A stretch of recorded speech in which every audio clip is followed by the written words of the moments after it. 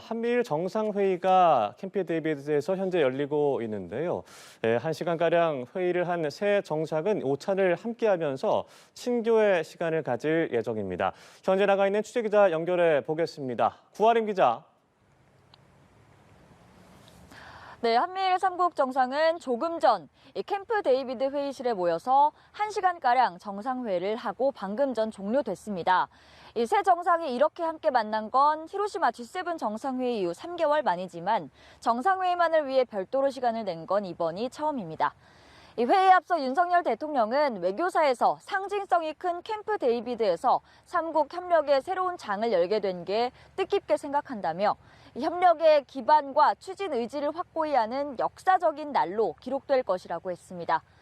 이 정상회의를 제안했던 조 바이든 미국 대통령은 오늘 회의가 아주 큰 의미를 가진다고 생각한다며 새 협력의 장을 열자고 했고, 기시다 우미오 일본 총리는 3국 정상들이 한자리에 모이는 건 새로운 역사를 만드는 게 아닐까 한다며 전략적 연계의 잠재성을 꽃피우자고 했습니다.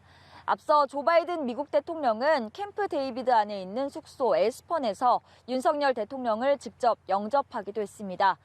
정상회의에 앞서 한미 정상이 이 별장에서 15분간 산책을 하고 또 이어서 정상회담을 했습니다. 한미일 정상은 이 캠프 데이비드 안에서 이제 곧 오찬을 함께할 예정이고 별장 인근 숲길을 산책하는 등 별도 친교의 시간도 가질 것으로 보입니다.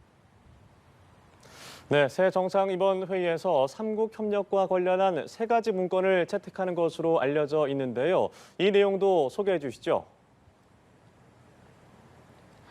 네, 그렇습니다. 캠프 데이비드 원칙과 정신, 그리고 3자 간 협의에 대한 공약, 이렇게 3가지 문건입니다.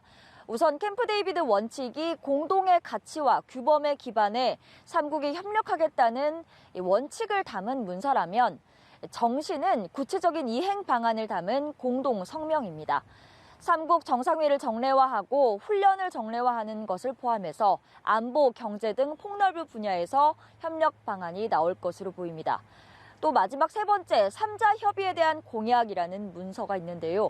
영내 위험에 대해 3국이 정보 공유, 또 메시지 조율 등 대응을 한다는 내용입니다. 북한을 넘어 공동의 위협에 공조하기로 한 건데요. 대통령실은 이 공동 위협과 도전에 대해 각국이 긴밀히 소통하며 적시에 효과적인 대응책을 마련할 수 있게 할 것이라고 전망했습니다.